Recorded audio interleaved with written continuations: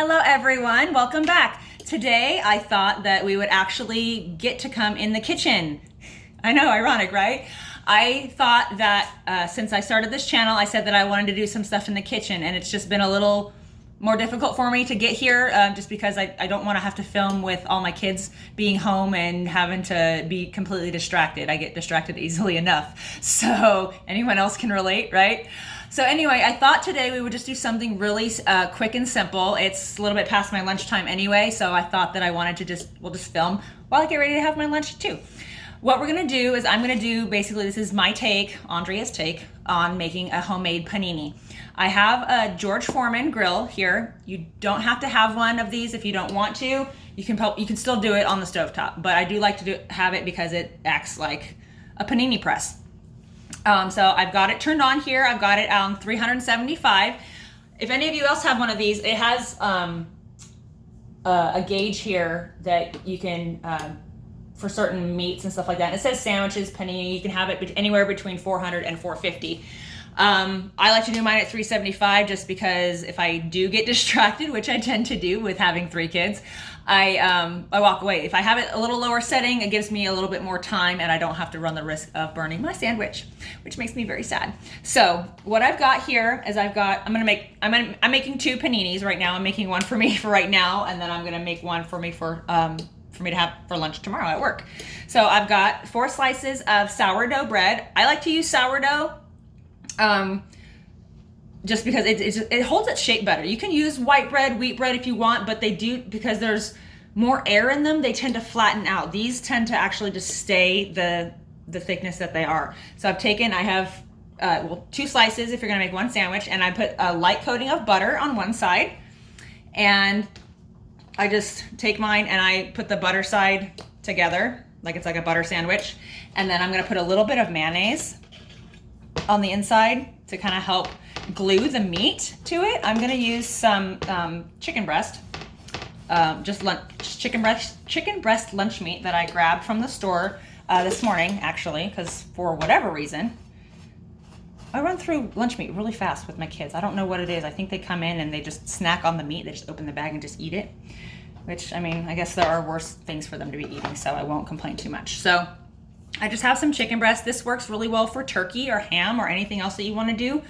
Ham and Swiss cheese go really, really well together. I'm doing provolone and turkey. So I just like to take my, it's just very thinly sliced, whether you get it from the deli or prepackaged, just take my chicken breast and I like to fold it in quarters. So it's a triangle, and I just lay it on my bread like that. I'm a little more picky. I like to make sure that I don't want anything hanging over the sandwich, at least when I'm doing a hot sandwich, because then the cheese will melt out and it just sizzles, and then you can have a burnt cheese smell in your house, and that's cooked melted cheese is good. Burnt cheese, not so much. So I just like to fold everything in quarters. Just like that. And I just like to go all the way around the outside of my bread. I'll show you here in a second. I've got my cutting board here right in front of me, and I usually have it over here on the other side of the kitchen, but because my panini press, or my George Foreman, is right here, I wanted to make sure that I brought everything over here to me. It was just easier that way than you guys watching me walk back and forth across the kitchen. So this is usually the part that just takes a minute, because obviously folding it and seeing how much meat you want on your sandwich. Everybody's different. If you want more cheese or more meat, that's the part I like about sandwiches, is you can personalize them. And these are actually really, really quick. And depending on what size of George Foreman you have, if you have one, or even a panini press, if you're fancy enough to have one of those, just depending on the size, depends on how many sandwiches, and even the size of your bread, how many sandwiches you can put on the press at one time. This is larger than regular size. This is a decent rectangular size sourdough bread. I have some other kind of sourdough bread that I have in my fridge that is smaller, more basically kind of more for my kids. So it's easier. So what I did, I just, see if you can see all this, I've just kind of laid everything out in quarters all over, and then I'm gonna take my provolone and put it right on top. And it's gonna kind of overlap in the middle. And I'm gonna open my press. And because it has butter on it, you don't have to grease your pan. You can if you want a little extra.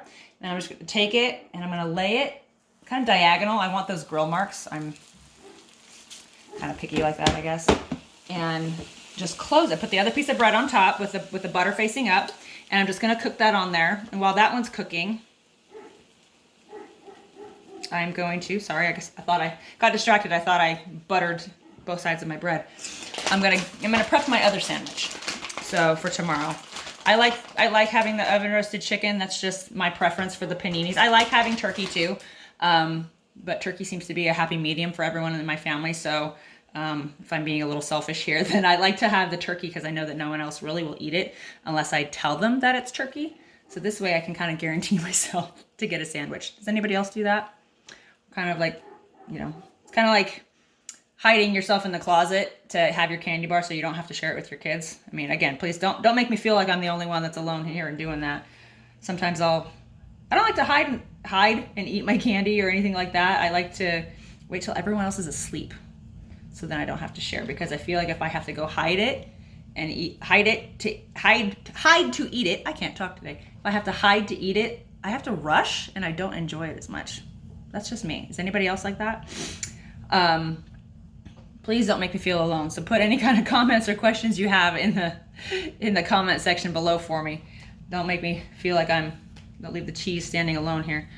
So again, I could just kind of like to gauge. Sometimes I like to have a little bit more meat on my sandwich and sometimes not. If I have an extra slice or two that's from what I already pulled out of the package, then I'll just use it because I already touched it, kind of thing. Does that make sense?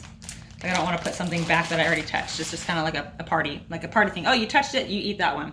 So I've got this sandwich ready to go. And then I'm just gonna take a look-see. Let me see if I can turn my camera around. Let's see.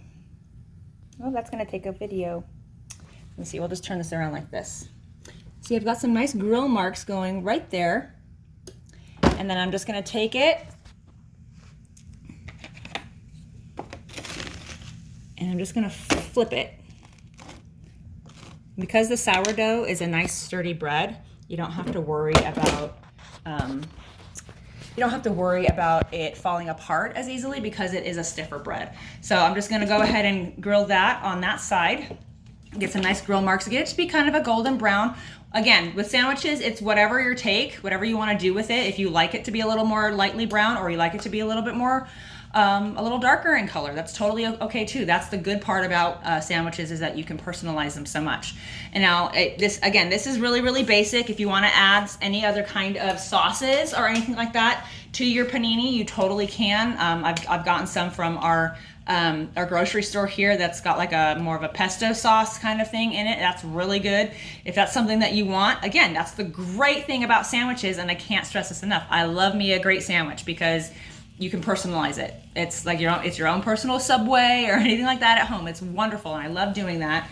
And you know, I'll lay all my stuff out if we're doing panini night here at home, and the kids can all have whatever kind of meat they want. They come in, obviously everyone washes their hands, and the kids do their prep work, and I just have to do the grilling. And I'll serve it with a salad and some other vegetables and stuff like that. And it's just a really quick, easy night. So while you have a sandwich grilling, you can be cutting up vegetables for your salad if that's something that you want to do. It's just a really quick, easy, really no thought kind of food night if that's something that you want to do.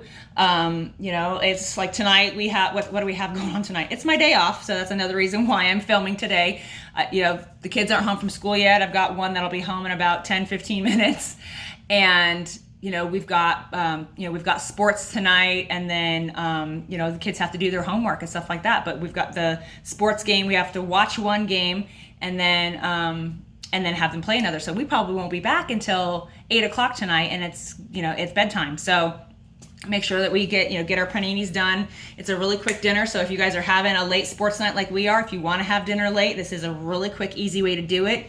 Or you can even have these prepped ahead of time. Like I said, I'm making one for tomorrow for me as well, and I'll just have it wrapped up, and I can just throw it in the microwave. Now, it's not throwing it in the microwave for 30 seconds or so. It's not going to taste. The texture is not going to quite be the same as fresh off the press. Speaking of fresh off the press, how gorgeous is that sandwich? And I'm just going to put that right here on my plate and let it cool before I slice it. Sorry if you can hear my dogs barking. I'm gonna go ahead and set my other sandwich on here. Oh, and another thing I forgot to tell you with the sandwich, so I have both sides buttered, and then I have the butter side facing together, and then I'll flip it over, you know, together, and I put the mayonnaise on one side. That's the side I like to put the meat on, so it's like the meat is glued to the sandwich, because then I'll put the cheese on top, so the cheese will melt and stick to the other slice of the bread, if that makes sense. So other than that, that's it for me today, guys. Thank you so much for joining me. If you guys have any questions or comments, please feel free to leave some comments down below. Give this video a thumbs up, and I'll see you guys next time. Bye.